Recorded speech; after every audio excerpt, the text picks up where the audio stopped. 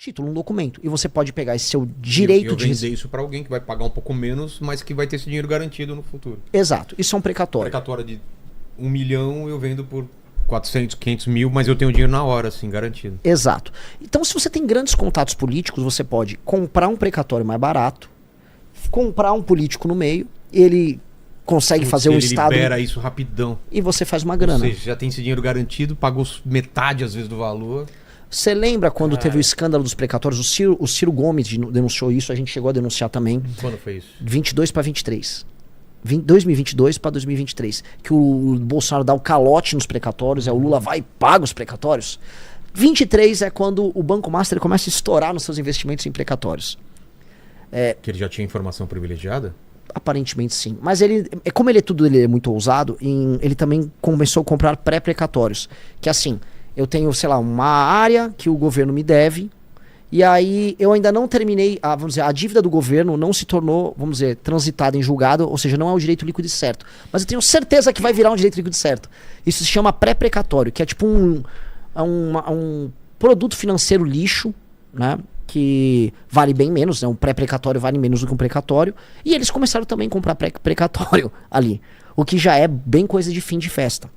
Mas eles chegaram a botar quase 34%, vamos dizer, dos ativos deles em precatórios. E a outra coisa que eles começaram a fazer é comprar ações e participar da recuperação judicial de várias empresas que dependiam em alguma medida ou de favores do Estado, como contratos, ou de decisões da Justiça. Aí entra Ambipar, entra Gafisa, entrou a CVC, entrou Oi, entrou várias empresas. E aí... o Banco Master começa a entrar nessas operações e usando o lobby que ele tem com os políticos que podem interferir nessas empresas, ele começa a valorizar os ativos. Teve a Ambipar, que é uma empresa que, assim, de lixo, basicamente de lixo e questões ambientais, valoriza pra caramba ali. E aí várias empresas do mercado financeiro sérias começaram a vender Ambipar. Na maior, Ambipar também tem relações estranhas com o Tanuri, do Reag. Tudo interligado. E a Ambipar vira o grande case ali do Banco Master, né?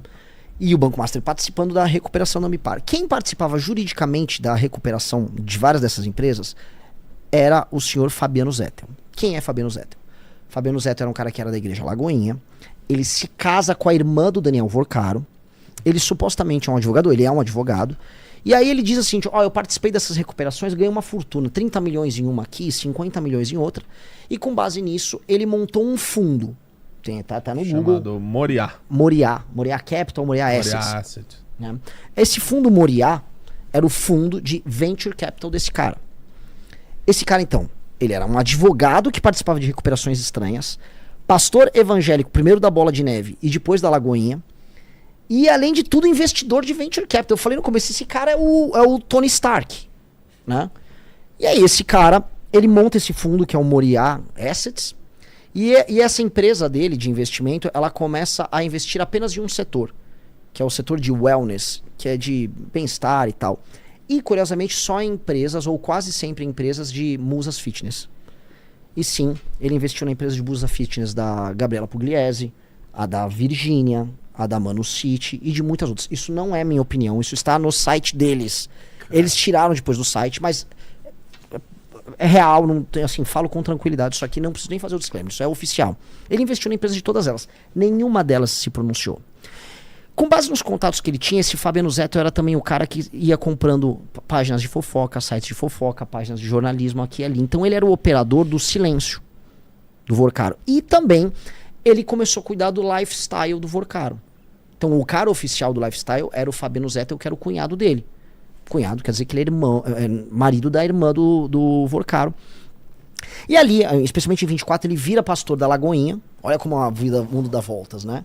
E ele não apenas vira pastor, como ele fala, essa igreja que eu tô pregando é muito pequena, e ele constrói, para ser o grande pastor líder, a principal Lagoinha de todos, que é a Lagoinha de Belvedere, bairro do Belvedere, lá em Belo Horizonte.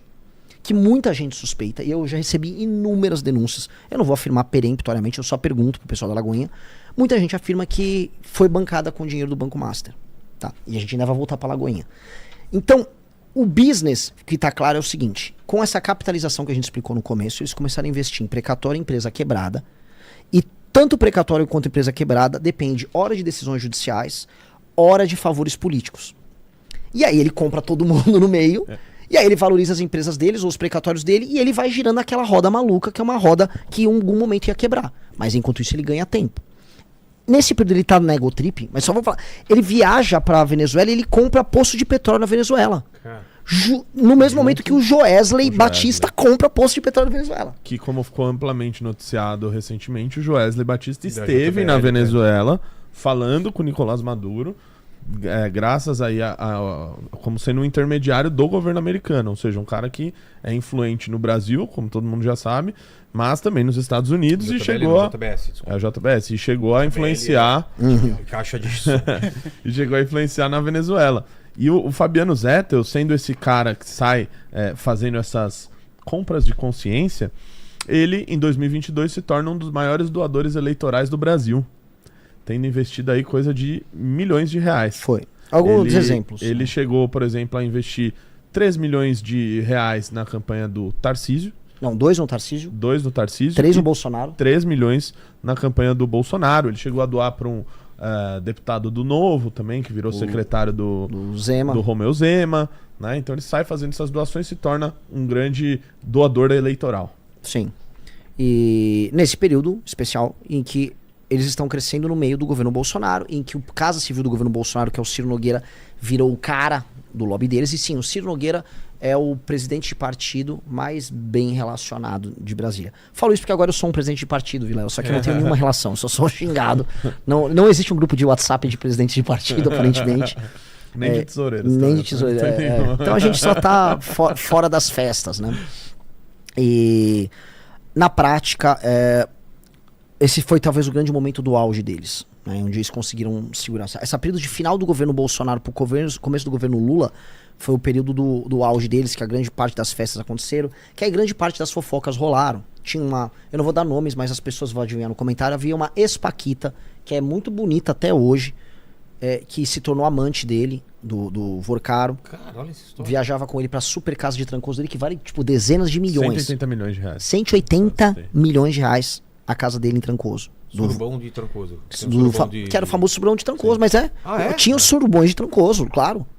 Não, eu falei por causa do... Não, mas você... O surubão da ilha lá. Né? Sim, Fernando de Noronha. Surubão de Noronha. Não que eu saiba, né? Mas saiu na imprensa. Então, tinha o surubão de Trancoso ali. Então, essa ex-paquita, por favor, nos comentários tentem adivinhar aqui, tá? Ela teve o caso com ele, também teve caso com musa fitness muito famosa, que tinha um sobrenome meio italiano, que também tinha a ver com a empresa do rapaz.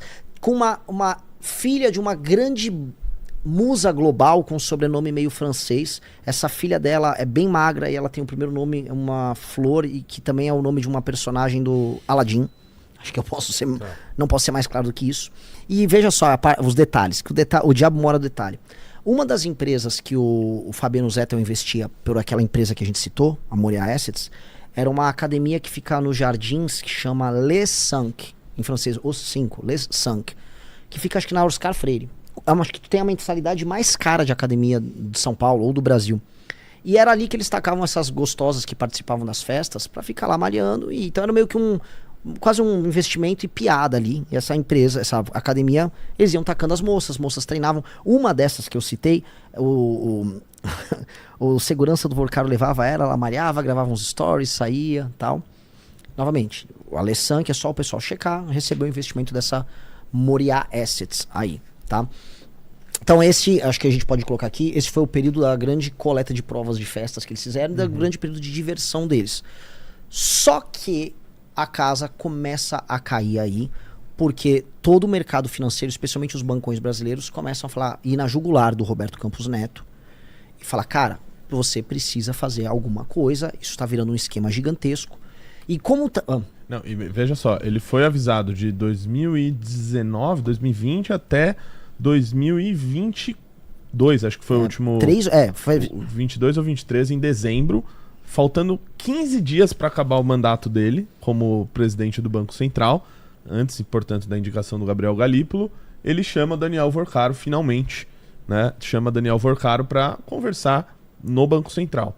E aí que ele diz pro Daniel Vorcaro, olha, analisando aqui o teu banco, você precisa fazer um investimento nele de 12,2 bilhões de reais. Senão o teu banco ele vai ter que ser liquidado.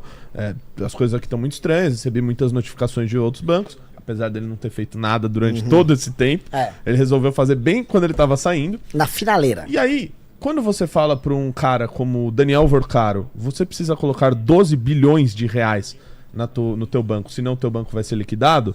Digamos que o Daniel Vorcaro ele não vai fazer isso da maneira mais republicana possível. Ele não vai colocar o dinheiro dele ou vender as mansões dele e parar com as festas e colocar esse dinheiro para o Banco Master não ser liquidado. Ele dá o seu jeito. E aí, essas influências políticas que começaram com o Fabiano Zettel, com governadores, começam a se intensificar cada vez mais. Porque durante esse período, ele também consegue alguns contratos com fundos de pensão de alguns estados, né? Como, por exemplo, o estado do Amapá, que chegou a investir coisa de 500 milhões de reais, portanto, dos fundos de pensão dos aposentados do estado do Amapá, foram jogados no Banco Master, né? Que parecia um grande investimento ser feito. Rio de Janeiro. Estados como Rio de Janeiro, que foi o maior, o que mais colocou os seus fundos de pensão no Banco Master, e o terceiro estado, que era o Distrito Federal, governado por Ibanez Rocha.